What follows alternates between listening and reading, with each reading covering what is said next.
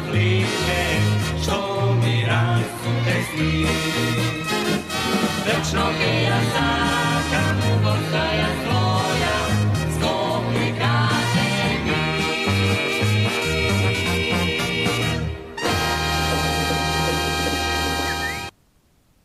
Четврток 18 часот и 15 минути, термин за уште едно ново издание на локалната програма на Вистинска телевизија и циклусот емисии Скопје ми е дома. Почитувани гледачи, ви благодарам што не следите и овој четврток.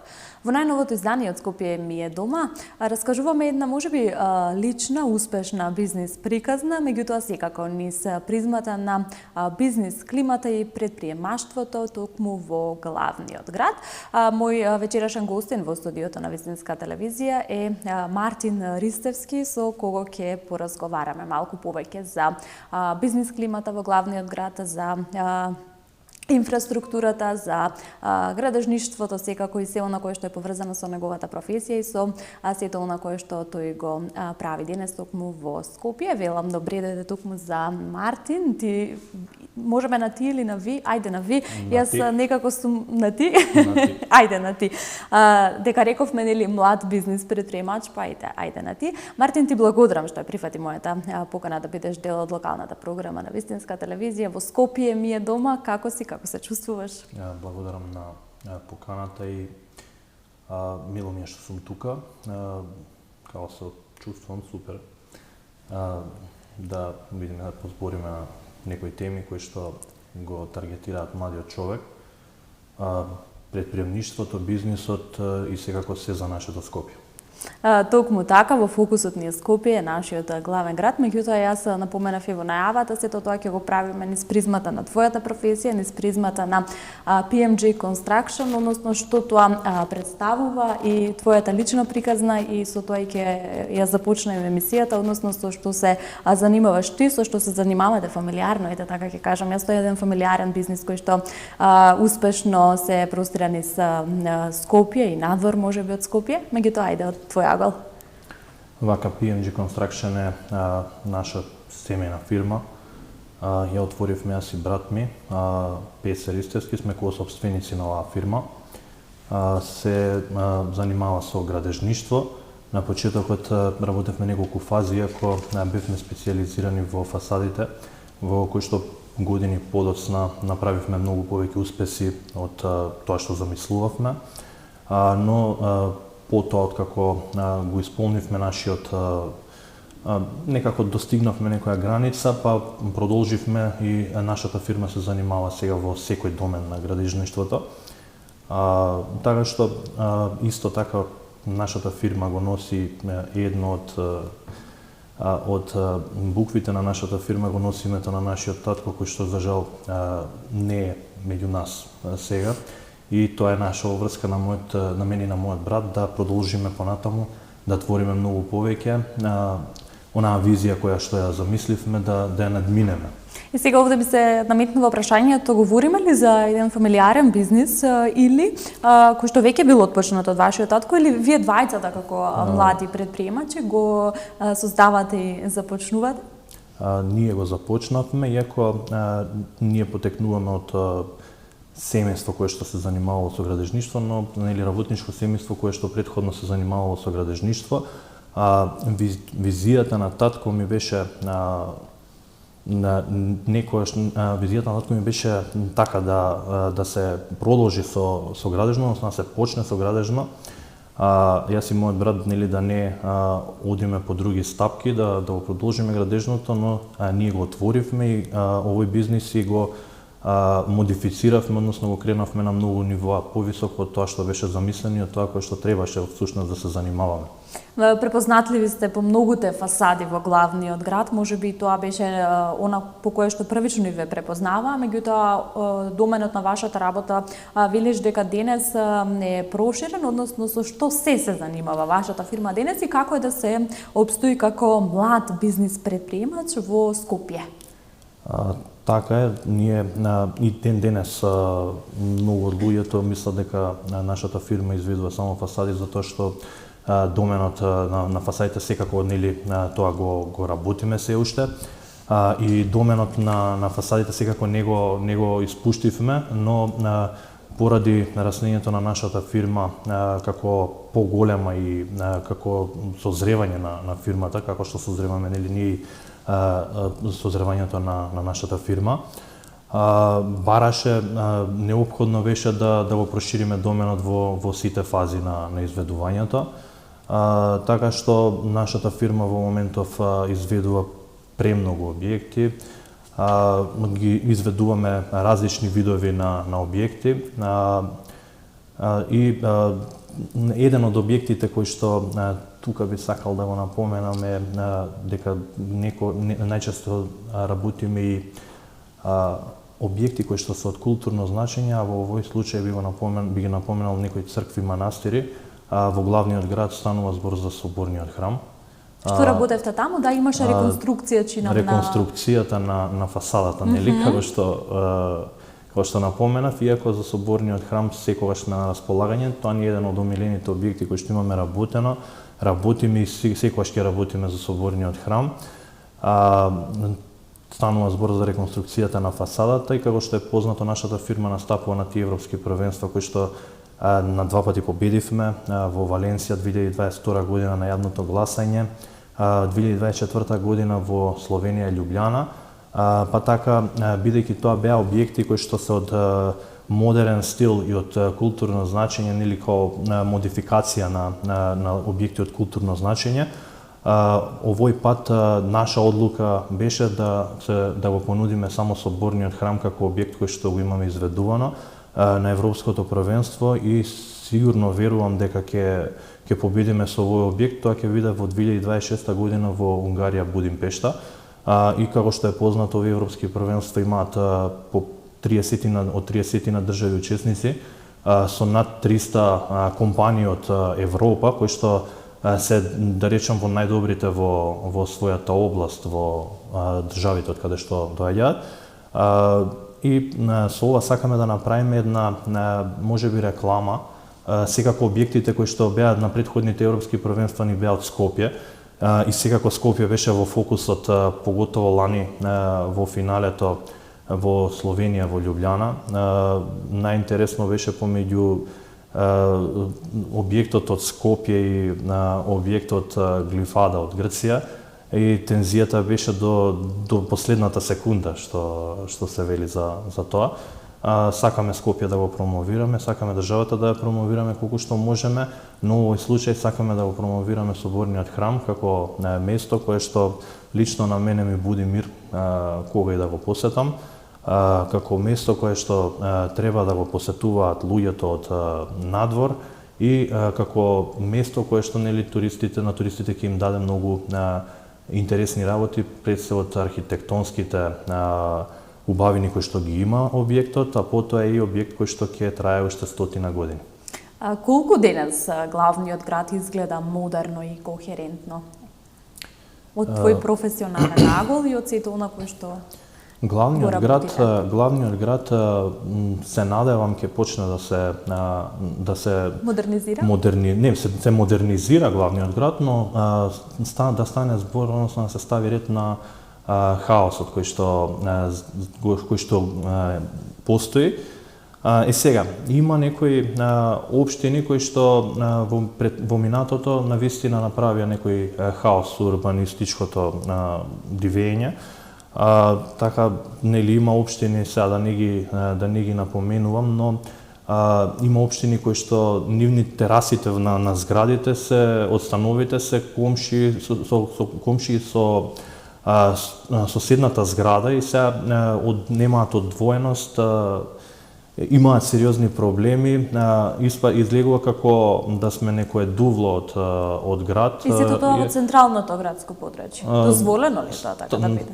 Па не е дозволено, односно видовме во минатото дека се беше дозволено, иако има последниве години има некои општини кои што го започнаа тој процес на регулирање на таквиот хаос.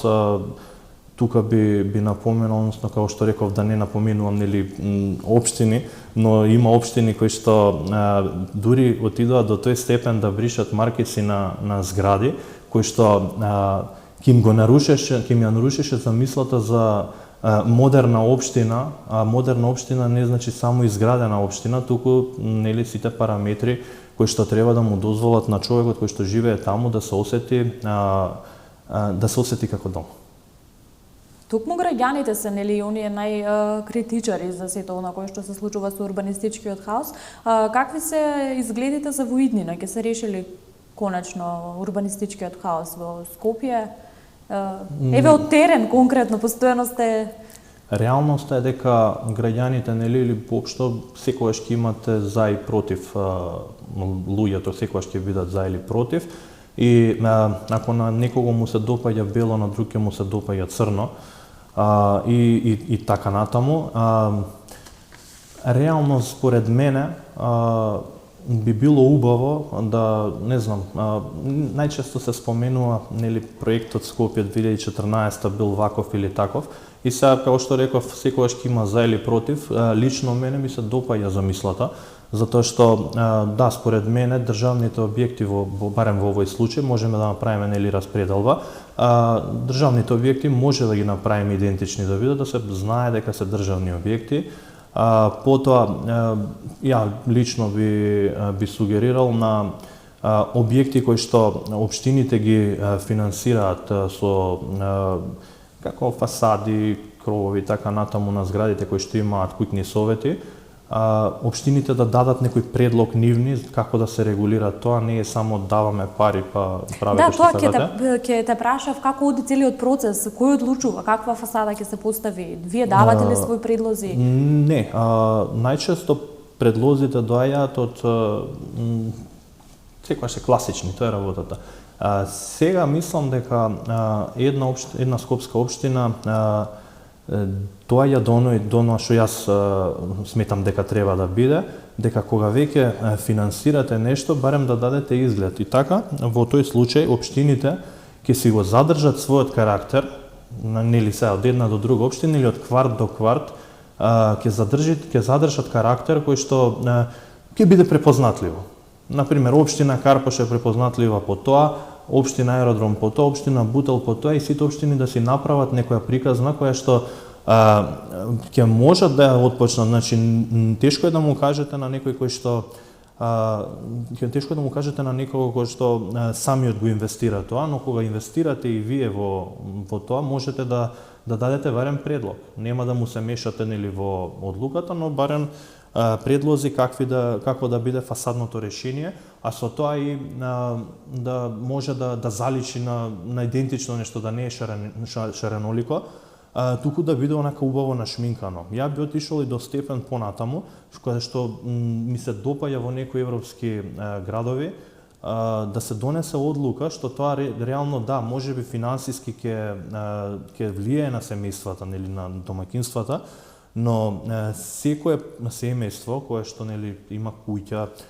затоа ги напоменав зградите со куќни совети, тогаш веќе кога таму може општината да реагира, општините или градот Скопје да може да реагира, секое домаќинство, основниот објект кај што има куќата за живење, помошни објекти, огради и така натаму, се тоа да биде во целина направено за да не делува како да не делува како нешто после 63-та, кој ќе помине, да делува нака убаво, кога се проаѓа да се види дека има целина, дека некој мисли на тоа и дека во тој случај би можеле да гледаме после чистотата дали е на место, затоа што кога е све растурено, нели и она што е малку не ни боде во очи. Ги споменавме на повеќе наврати скопските општини, каква е соработката со нив, колку се достапни, колку се отворени за предлози, за сугестии, можеби? Па, општините, бидејќи генерално имаат млади градоначалници, и тие се градоначалници според мене кои што јас како млад човек сме ги живееле можеби истите времиња и сите сме сакале да живееме во поубав град, да живееме во поубава општина. Например, доаѓам од општина Бутел и тоа ми е мене омиленото место во Скопје, без разлика од толку многу убави места кои што постојат. Тоа ми е мене омиленото место во Скопје, затоа што сакам да биде поубаво место.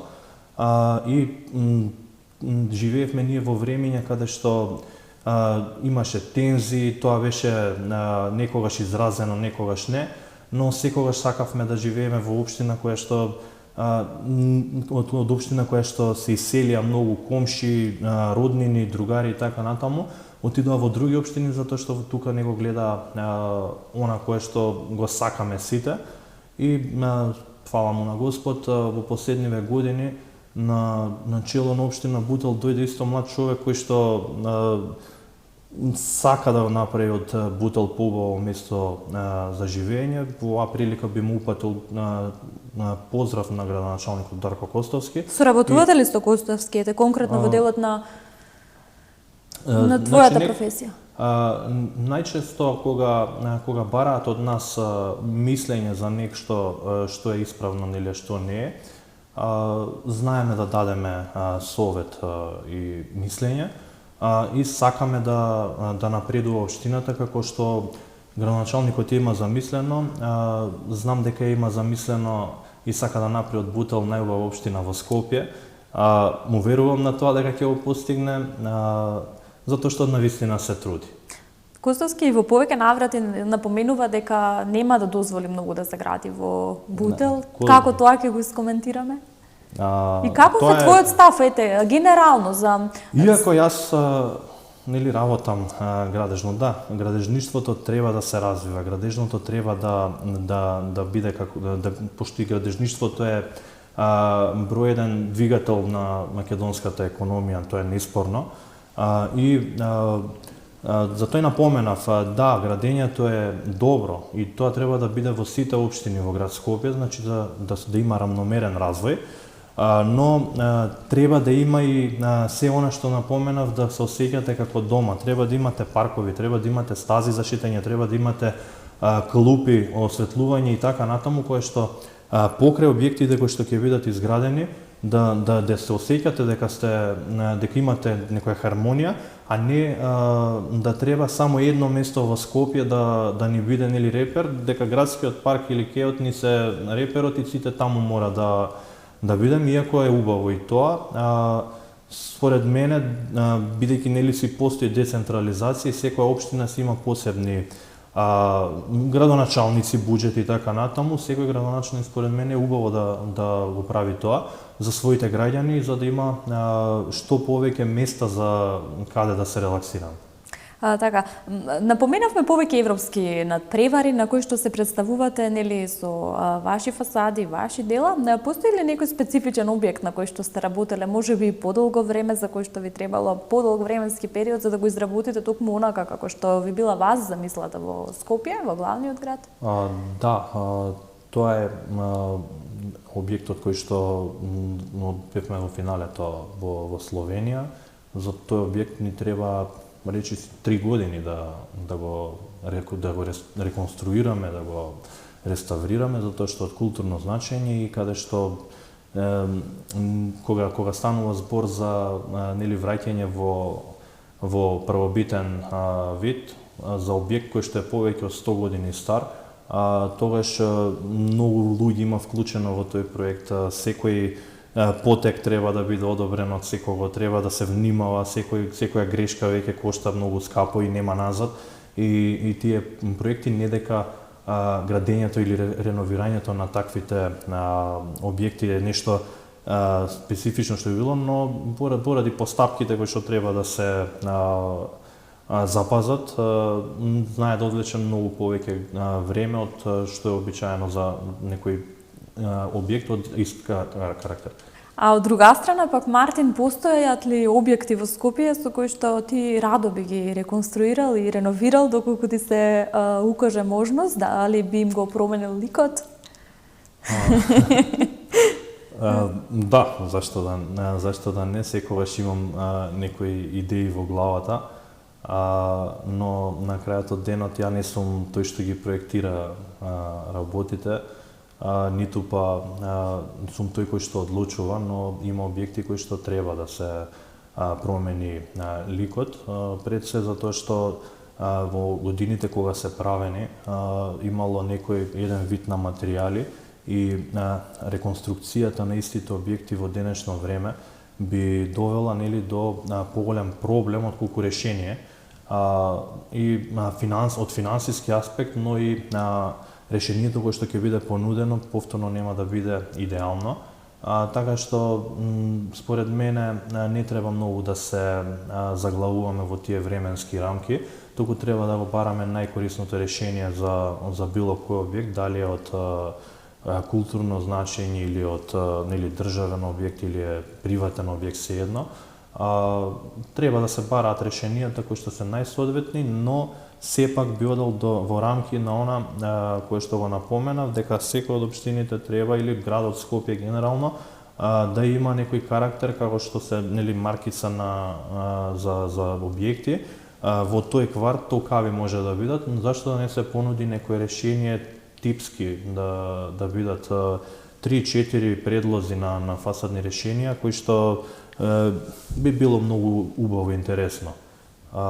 Според мене тоа е замислата и да, би променил некои објекти кои што реално нема потреба да се во таков случај. Соодветен ли е ликот и сликата на главниот град овде, кај нас во Македонија, согласно ете можеби големите метрополи, и каде одиме, на каде движиме? Искрено далеку сме од големите европски градови, затоа што да, тие имаат голема долга историја. Ние историјата ја градиме цело време и немаме некои објекти останати, нели, да имаме многу објекти кои што би сугерирале дека мора по тоа да се движиме. Да се надоврзам на ова кое што го кажав претходно со ова прашање, зашто викам дека е убаво да имаме некои типски видови на објекти. Може да дадам предлог Грција, например.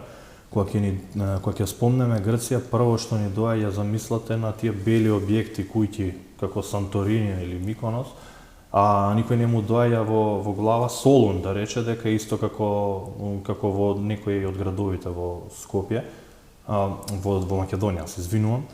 Така што Малта, кога ќе се спомне, или некои други од блискиот исток држави, станува збор за оние жолтеникави објекти, стари нели со тули, кои што тие и понатаму како ги реновираат и ги реставрираат, оставаат истиот изглед, иако имаат некои модерни објекти, но секогаш се водат на тоа кое што го имаат. Јас сум за нешто такво, иако модернизирањето тоа не го подразбира. Модернизирањето подразбира секогаш да бидеме во тренд нели со новите материјали, новите видеа, слики кои што нели ни доаѓаат од Дубај стил и така натаму, што е коректно и тоа. Во мојот концепт стои да ги искоментираме и цените на становите кои што драстично се зголемени последниве години, па ете, токму од човек кој што е во тој бизнис би сакала да ги прокоментираме конкретно во главниот град. Еве последно во централното градско подрачје дури за метар квадратен имаме цена од 3000 евра. На оваа тема сум зборал многу пати и останувам буквално на тој став дека цените и понатаму ќе раснат. Цените всушност нели не варира според тоа или тоа па дали ќе се задржат, туку само ќе раснат. Сведоци сме дека се гради низ цела држава и цените по другите градови се раснат на квартално ниво. А Скопје во тој случај е градилиште кое што може би има заеднички во исто време или објекти кои што сите градови во држава ги имаат и бидејќи побарувачката постојано расте, цените на материјалите растат или стојат во исто место, тоа е во зависност од некои други параметри. Реални ли се овие цени? Не се реални, но бидејќи инвеститорите прават нели за профит, тоа е нормално и оправдано. Реалното е дека главниот град секогаш треба нели да биде најскапиот. Точно е дека во централното подрачје има и 3000 евра за метар квадратен, што има и некои Во моментов има некои случаи кај што и тоа го надминуваат веќе. И Скопје ќе се бори секогаш за приматот како главен град да го држи таа цена, нели, како најскапо продадена по квадрат, но за разлика од тоа, оние куќи, вили кои што постојат, за нив разликата во Скопје со другите градови не значи дека во главниот град се продаваат најскапо, да речеме вила во Маврово и во Скопје не е исто, можете да најдете и поскапо во Маврово. Да свртиме сите на вили, ајде. Да. Така што тоа е според што бараат луѓето. Така и видите во Маврово расте, нели, цената, зашто? Затоа што цената на вилите расте, им градат згради, станови, тоа им ја крева дополнително цената и постојано побарувачката ќе биде таква како што е и постојано цената ќе расте нагоре. И тој тренд не верувам да запри сега и после 5 и после 10 години. Сега тоа што 3000 евра звучи многу високо, за 10 години тоа ќе биде како, нели, 1000 евра пред 10 години беа многу. Еве се надеваме дека и платите ќе не ги покачат, па нема да не се види многу. Мартин, како го чувствуваш ти Скопје? Колку Скопје тебе ти е дома? Какво е Скопје во твоите сеќавања, можеби во твоето детство, во Скопје ми е студентските денови? Скопје е мој дом и Скопје ми е град кој што сакам да работам тука, кој што сакам да биде поубаво место за живење за нас скопјаните, нели, за било кој што сака да се досели овдека. Така што јас Скопје, нели, пак сум помлада генерација која што во секој случај го дочекав оној постар изглед на Скопје. Па вака успомените Скопје кога треба да зборам за во минатото е Чичко Стоилко на рекорд или дрво декор на некои такви моменти, кои што, видите, можеби не е уште многу сменето, но сепак е во спомените, нели, кое што е некогаш било.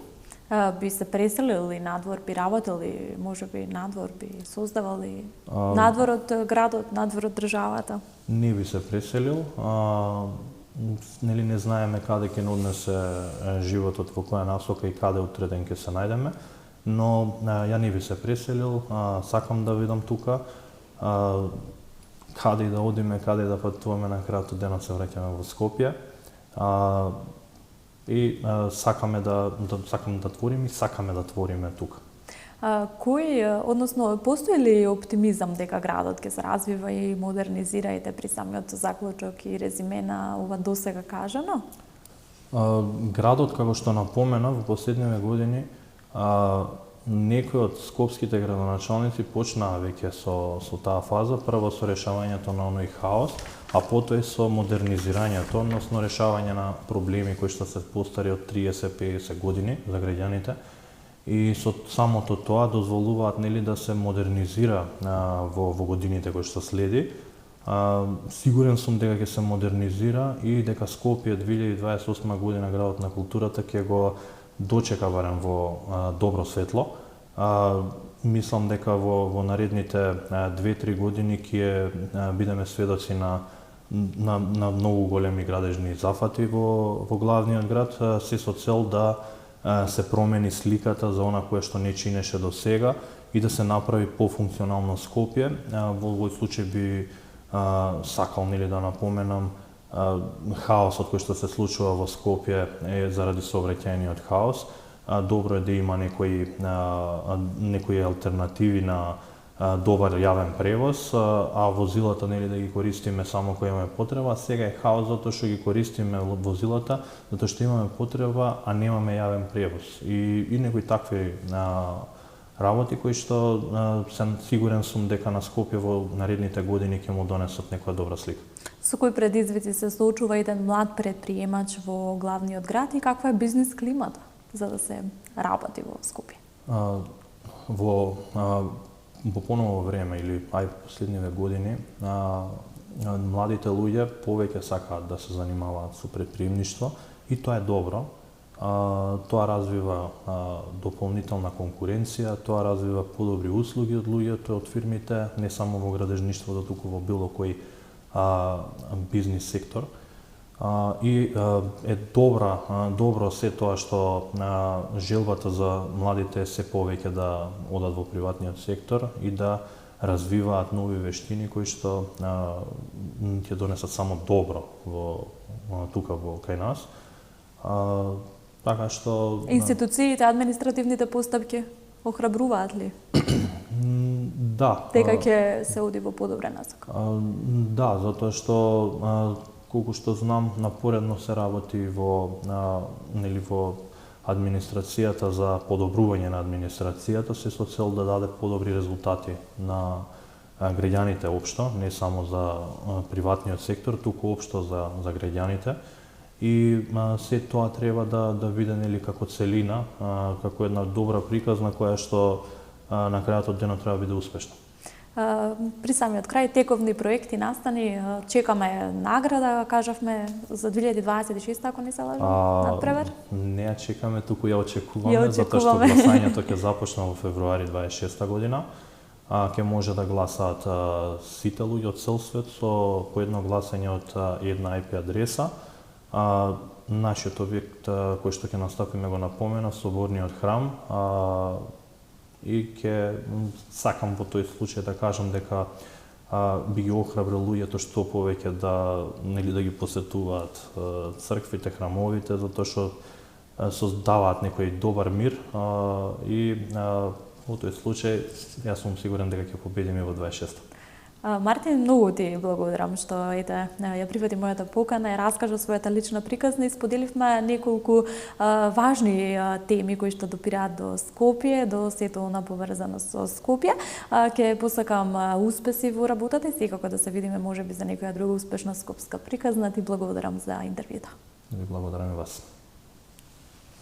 Ви благодарам и вам за времето и вниманието, почитувани гледачи. Се гледаме наредниот четврток во истиот термин на вистинска телевизија. До тогаш, довидување. Таму е Скопје, град мој убавлив.